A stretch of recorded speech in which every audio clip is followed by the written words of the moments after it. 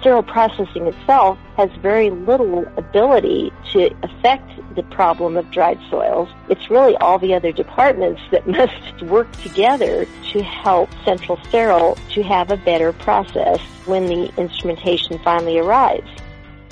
Beyond Clean offers a creative look into the inner workings of the healthcare industry committed to getting it right every instrument, every time.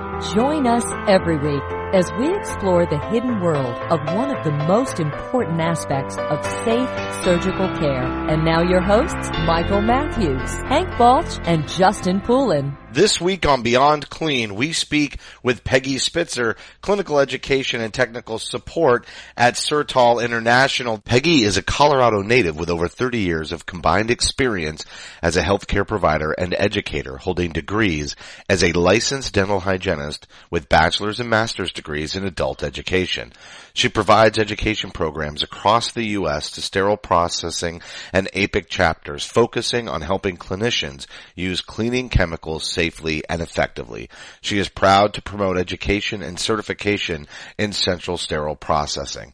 Peggy is a past president, past secretary, and current treasurer of the Rocky Mountain Central Sterile Chapter in Denver, Colorado, and also provides consulting to healthcare facilities and universities for chemical management and best practices for instrument processing. This is part 2 of our interview with Peggy. Part 1 was excellent. If you haven't listened to that yet, make sure you go back. Lots of good conversation about regulations for detergent, using gloves and prep and pack. But now we're going to dive into enzymatic detergents and really get into tasks and several other topics. And Peggy is such an engaging speaker. I'm really looking forward to having her on again this week. That's right, Justin. In part 1, we talked about a lot of the confusion in the industry in regards to disinfecting and cleaning. I'm looking forward to talking to Peggy on this part 2 about the confusion around enzymes in general. What are they? What do they do? Is more always better? That should be a great conversation with a true subject matter expert in the field. Yeah, guys, I always love it when we kind of peel the layers back on what the common practices are and really start talking about the science that's going on behind the scenes. Peggy's a great guest to do this for us. You know, everybody's using enzymatics in their department. Let's talk about what they are and how they actually work. As a reminder, you can subscribe to Beyond Clean on iTunes, Stitcher, Google Play, and Spotify, or search for Beyond Clean on your favorite podcast application. We can also be heard on the Sterile Education app available on iTunes and Android. Follow Beyond Clean on Twitter at Beyond Clean Info, Facebook.com/Beyond Clean Podcast, LinkedIn.com/company/Beyond Clean, Instagram is Beyond Clean Podcast, and our YouTube channel, YouTube.com/Beyond Clean, featuring Beyond the Headlines with Mike Matthews, Real Talk with Bob Mars, and Fighting Dirty with Hank Balch. Contact us by emailing info@beyondclean.net. Are you a hero? Do you want to attend the ISHM Conference and Expo? Newsflash, your free weekly Central Service newsletter, announces this year's CS Week Challenge, where you can be awarded a scholarship to attend the 2020 ISHM Conference and Expo, plus receive a 1-year paid ISHM membership. Let the team at Newsflash know how you keep patient safety high by entering at ultracleansystems.com/achievers. 3 entries will be selected and the top recipient will receive $500 in expense assistance to attend the event in Chicago next year. Go to ultracleansystems.com/achievers today. Why aren't your customers reading your blog posts? Why isn't your company's 1 post a week getting all the reach, engagement, and buzz that you expected? You have great content. It's creative, consumable, and offers value to your audience. You should be making a social media splash, but then it doesn't happen and you are left wondering why. Your struggle may have nothing to do with the content, and it could have everything to do with your content flow. Some companies subscribe to the idea of a content drip, posting something every now and then, to remind people that you exist. But that's not enough. Once or twice a month, possibly even weekly, Every day, folks are hit by a social media waterfall when they log into their accounts. Your company is competing for eyeballs, and what are the chances they'll scroll down far enough to see that one post a month? What's the likelihood your new graphic even crosses their news feed? You have an uphill battle to fight, and if you want to win, your content can't drip. Beyond Clean can help, offering an array of social media consulting services. Contact us today to start your free 45-day trial. You're listening to Beyond Clean, the global voice of sterile processing. Joining us now is Peggy Spitzer, clinical educator and technical support at Certol International. This is part 2, and Peggy, in part 1, we talked about so many great things, and especially the whole lack of regulation, and I think a great leaping off point to our topic for part 2 around enzymes. Why don't we just talk about enzymes, what makes them exciting, and what are they exactly, just to set the table for our listeners and give them a basic understanding. Very good. So I'll explain about enzymes as a component of a number of different products, but of course primarily we're focusing on medical detergents. Enzymes have been in use for a long time. They've been in use in a wide variety of applications, making beer, using enzymes in laundry detergents. So there have been the applications for enzymes.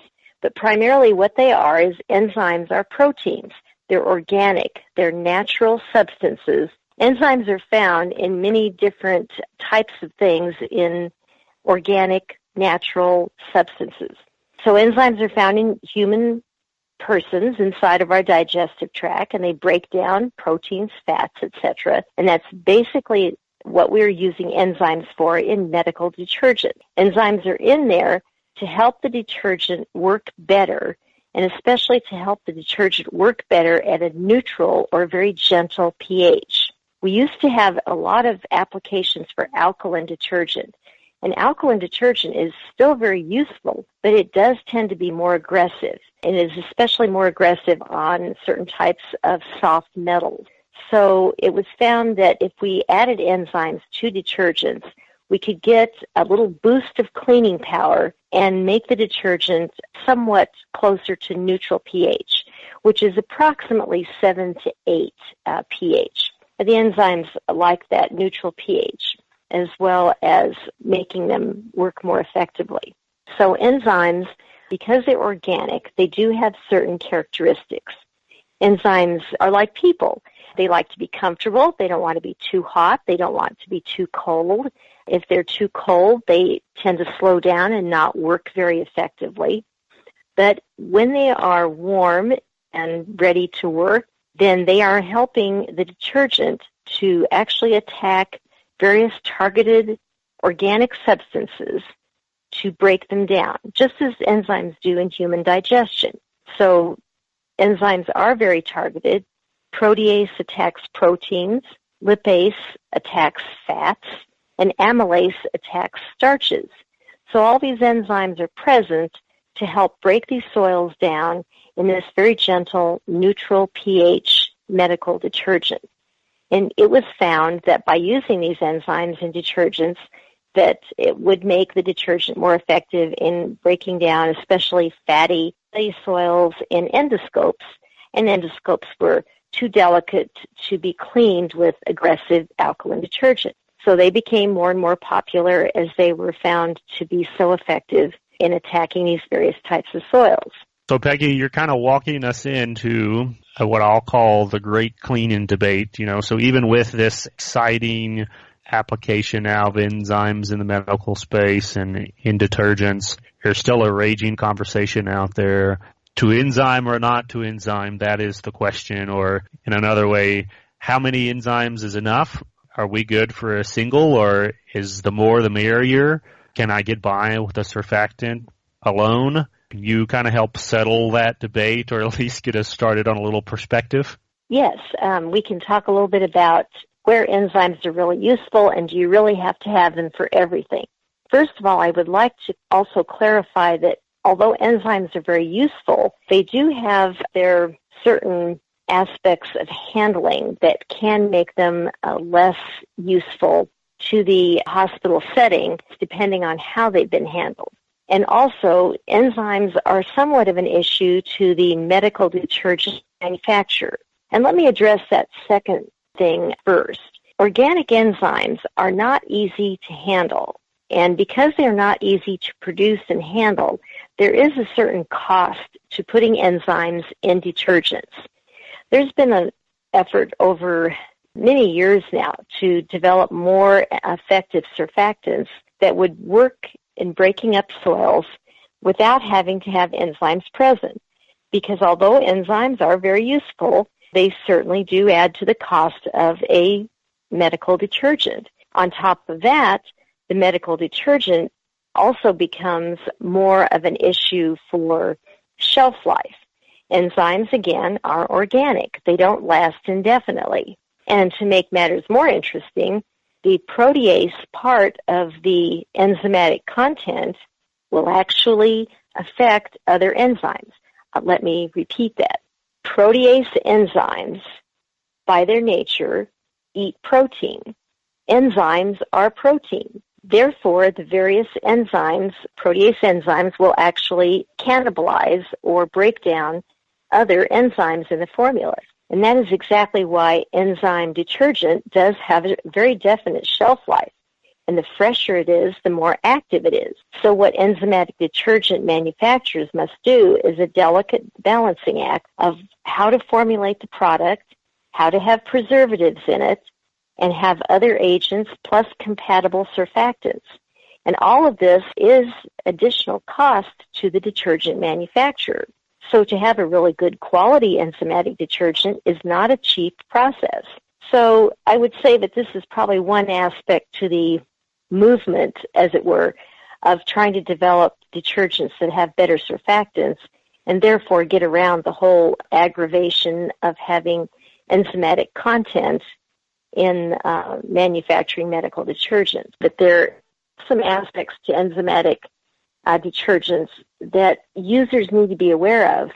Enzymes are an excellent tool, but they are also something that the user in the hospital setting, in the sterile processing department, needs to understand that because these enzymes are organic and they do break down in the process of cleaning and in the process of, for example, an ultrasonic tank, in the ultrasonic tank, the enzymes will actually be broken down along with the soils, and therefore there will be enzyme residue that could be left on instruments without thorough rinsing.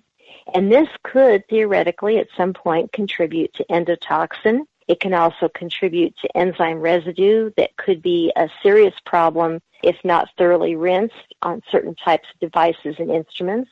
And the one that I'm thinking of is most of interest is the issue with TAS, toxic anterior segment syndrome, which is typically caused by residue on eye instruments.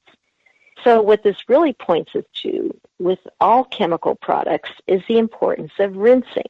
Is every bit as important as the steps that came before it for cleaning, because without getting all the residue off and getting the residue of soil and the chemicals, there will be problems later on, because sterilization doesn't remove residue. It's killing, but it's not removing anything. So I would repeat again that rinsing is absolutely critical, and it is most critical in the use of enzymatic products. And Peggy, we're going to talk a little bit more about TAS here in just a little bit, but before we do that, I wanted to take a few steps back in the process and think through, just what is the impact of blood drying on the instruments before it actually makes it into decontam. We talk about it all the time on the show that cleaning has to begin in the OR at the point of use. And if it doesn't and the blood dries on the instruments, what kind of effect does that have on the effectiveness of the enzymatics? That's an excellent question, and they are actually all tied together. We work in the medical industry, and so we know that we are going to have organic soils, including especially, of course, blood soils, on instrumentation at the point of use. So this is going to be in the operating area, it could be in the emergency department, could be labor and delivery. Every place where there is patient treatment, there's the opportunity for patient soils and particularly blood. However, blood is not the only problem soil that can dry on instrumentation. So I do want to also point out that there's also inorganic soils that can cause mischief, bone cement being a particularly bad one, antiseptics that get on instrumentation that can be corrosive. So I will mention that there are other items, other soils besides blood soil. But when we talk about enzymes, we're talking about enzymatic detergents that specifically have an effect on breaking down organic soils. And those would be, of course, the blood and fats, etc. So where dried blood is particularly a problem is that dried blood acts like a net, and it's keeping all the other soils and the bacterial contamination against the surface of the instrument. It's a very effective net of biofilm. And as the biofilm and the blood dries, the fibrin that's in the blood makes this net more and more effective to the point where it just is glued to those instruments. Unfortunately, at the same time, the blood is also corrosive. So you have a multiple effect of both damage to instruments and an increase in bacterial contamination as the instrumentation makes its way from point A to point B. So where is the impact of enzymatic activity in this prevention of these dried soils? We know that there are many types of pretreatment products that do not have enzymes, and there are many types of pretreatment products that do have enzymes. So is it crucial to have enzymatic content in these sprays in order to have a true prevention of dried blood soil? In my opinion, the most important thing to happen in this transition from point A to point B is that a facility must do their very best to minimize the waiting time. That is more important than almost anything else. And we know that there will be delays, even with the best organization at a particular hospital. I think the important thing is to know that these pre-cleaning sprays that many facilities are using can do more than just keep items wet, but only if they have the right type of enzyme content in them. It's the enzymes that will actually start soil breakdown in addition to keeping the instruments wet between the point of use and the point of actual instrument processing.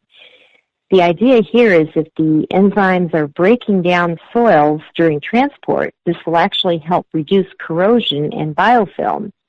So it's really helpful to have a product that does more than just keeping the instruments wet. Another issue I've heard about from facilities that have recently been through survey is that they are sometimes asked if they know how they have compliance. So in this particular situation, being able to have a product that has visibility may also be helpful to the facility to help drive compliance between point of use and sterile processing.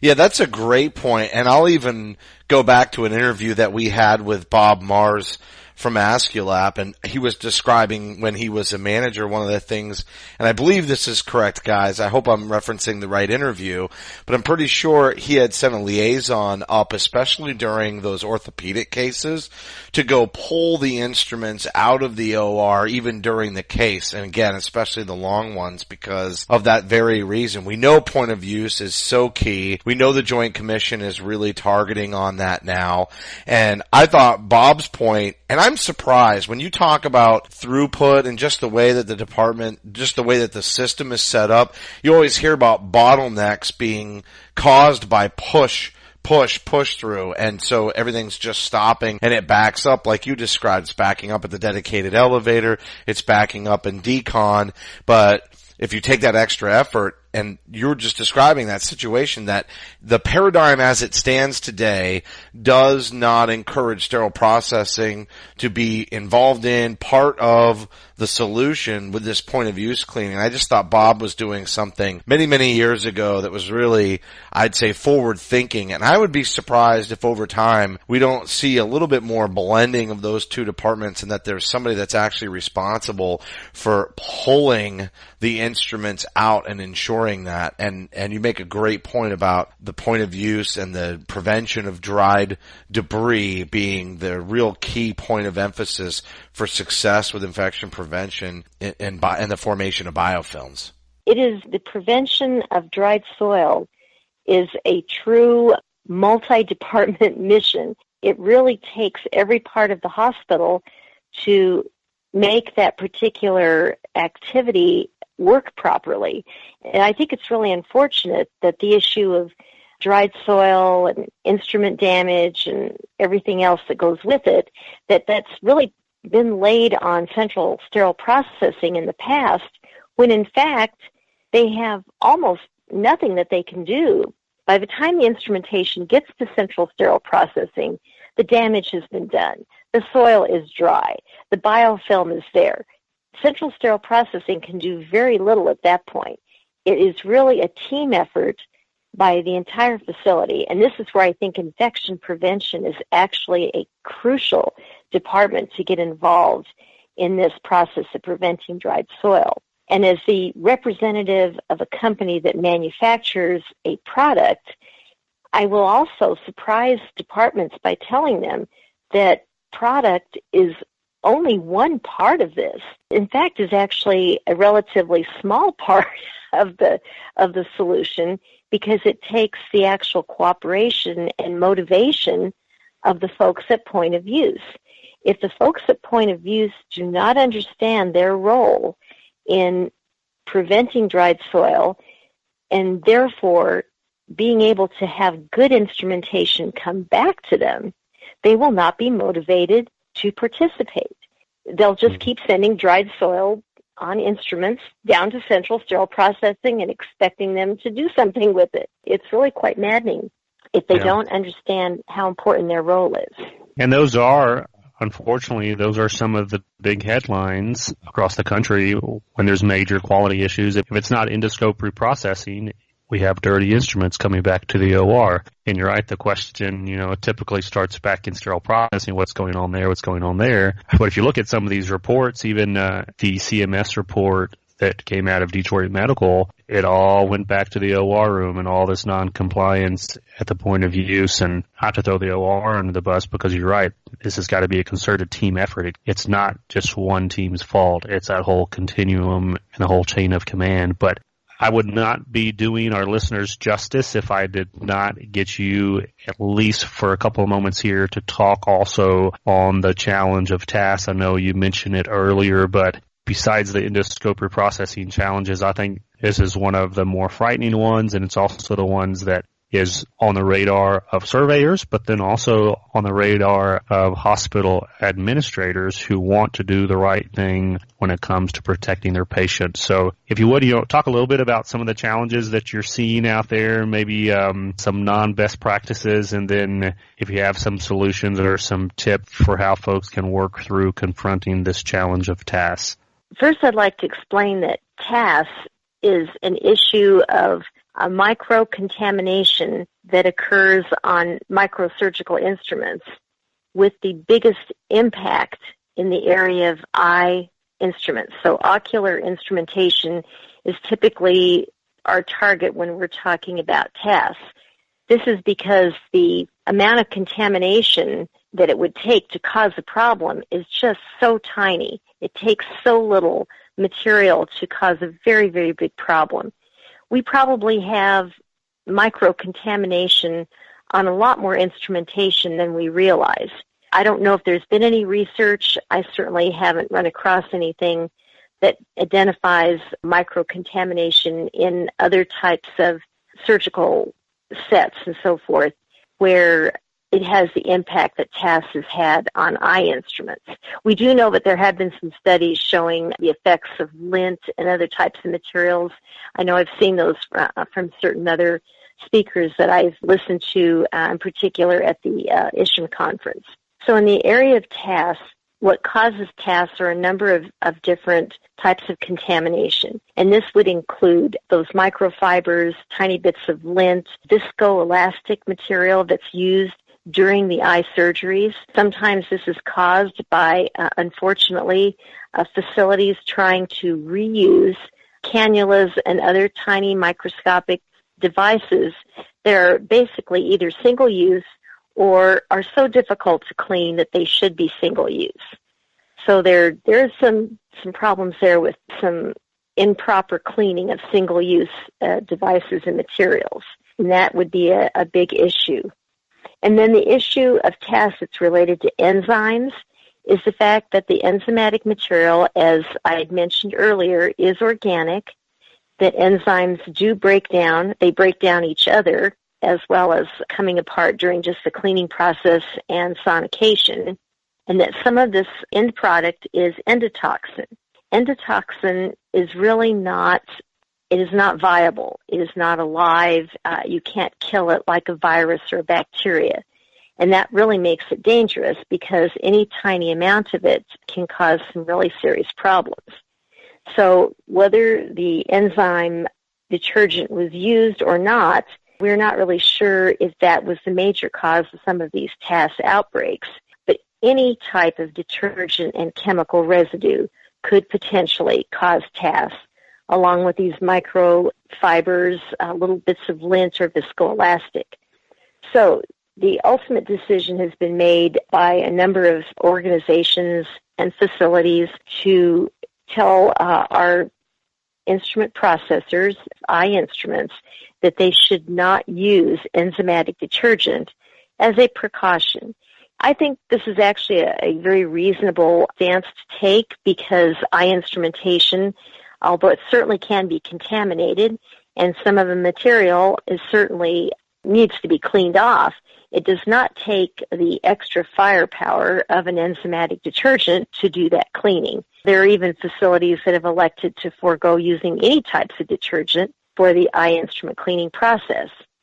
And unfortunately, in the absence of research on the end product of that decision, that is, are the instruments getting clean, I don't know if that is the proper decision to make, to not use any detergent at all. But I do think it's a reasonable decision to forego enzymatic products to avoid this one potential risk of TAS. The end point of task to prevent TAS is to have a very thorough rinsing process with a high-quality water final rinse, preferably sterile water, being used for the final rinse. This is very reasonable because eye instruments are very tiny. You're not talking about large quantities of rinse water. It's a very doable type of thing to have high-quality water for this final rinse of eye instrumentation, and certainly worth the extra effort for the type of risks that a failure of the cleaning and rinsing process would cause. I'll tell you, Peggy, we've had that conversation about rinsing on the show in maybe the last several months, and it's something that we've always considered to be very underrated point of emphasis in the industry, so thank you for emphasizing that again. You've done an awesome job with part 1 and part 2 the last couple of weeks, and I just wanted to thank you for coming on the show and sharing your wealth of knowledge with our listeners. Well, I'm very happy to participate in your education activity. I believe that it's really important to share knowledge and information, and I can tell you that anything that I have learned, whatever I do know, it's basically because of the very good questions that people ask. They call, they ask me questions at events and programs, and I learn so much from those questions. That was Peggy Spitzer, clinical educator and technical support at Certol International. The 2 segments we did with Peggy were fantastic, guys. And I think the one that really hit home for me, and we know it's been a big topic in the industry lately, but point of use cleaning, so important. And in Peggy's words, more important than anything else, even in Enzymatic and other products, which are important, but less crucial if these instruments are processed more quickly and at the point of use. I can't stress enough. I think we're going to hear more and more about this point of use and that partnership with the OR and how critical it is to reducing infections and readmissions for surgical site infections. We talk so many times about how so many of the episodes connect to each other, and right now when we start talking about the collaboration that's required between the OR and the SPD, I'm immediately thinking back to our interview that we did. Yeah, guys, and we talk about so many times how some episodes just kind of click with other episodes that we've discussed previously, and just talking about the necessary collaboration between the OR and SPD to get that point of use cleaning right really took me back to our interview with David Taylor for OR Today Live. One of their hallmarks was establishing that collaboration, and that's the only thing that's really going to solve that deep cultural problem of fixing dried blood on instruments and the drastic effects that it can have. Mike, I'm going to take that opportunity for a shameless plug. I will be speaking at the 2018 OR Today Live conference in Nashville. So if you don't already have plans, I believe it's the end of August in Nashville. You can come and see some of that collaboration and education firsthand for yourself. But back to the show. I came away from this segment with another idea for another interview all about rinsing in the sterile processing space. Justin talked about how important that is, and then Peggy highlighted it in particular in reference to the task challenge. We've really got to get somebody on, talk specific about that step, about water quality in the decontamination stage. A lot of content there. So I'm already looking forward to the next one, guys. I don't know about y'all. Yeah, I think it's an important topic. We didn't get into dilution of enzymatic or detergents in general in too much detail, but we can piggyback that into our next interview, like you said, Hank. That's going to do it for this week's show. As a reminder, you can help support us by subscribing to Beyond Clean on iTunes and Stitcher. We'd certainly appreciate a rating and a review because your feedback is important to the show. And if you have any topics that you'd like us to cover on a future episode, or if you'd like to share a picture anonymously on our Instagram page, just send an email to info@beyondclean.net. On behalf of Hank, Mike, and myself, thank you for listening to another edition of Beyond Clean.